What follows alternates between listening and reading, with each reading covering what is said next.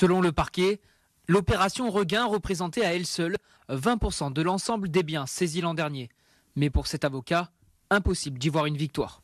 Je pense que c'est un effet de communication. Pourquoi? Parce qu'effectivement, les procédures existaient déjà à l'époque et deuxièmement aussi, les narcobandits, ne sont pas aussi bêtes que ça. Souvent, ils font l'acquisition de biens à l'étranger. Tout n'est pas aussi clair, en fait. Donc, tout est fait en espèces, en crypto-monnaie, à l'étranger. Donc je vois pas, en fait, la véritable plus-value. Si vous pensez que véritablement, une tête de réseau marseillaise va s'acheter une belle villa, sur le Vieux-Port, on n'y est pas du tout, en fait, hein. Toujours d'après la justice, entre 2020 et 2024, le tribunal judiciaire de Marseille enregistre une hausse de 43% des saisies et confiscations. Une stratégie assumée et des actions comme Regain qui pourraient bien se multiplier dans les prochains mois.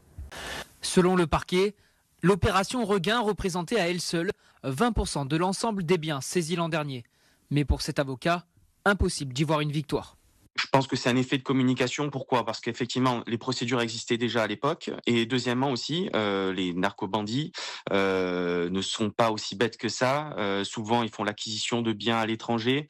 Tout n'est pas aussi clair, en fait. Donc, tout est fait en espèces, en crypto-monnaie, à l'étranger. Donc je vois pas, en fait, la véritable plus-value. Si vous pensez que véritablement, une tête de réseau marseillaise va s'acheter une belle villa, sur le Vieux-Port, on n'y est pas du tout, en fait, hein. Toujours d'après la justice, entre 2020 et 2024, le tribunal judiciaire de Marseille enregistre une hausse de 43% des saisies et confiscations. Une stratégie assumée et des actions comme Regain qui pourraient bien se multiplier dans les prochains mois.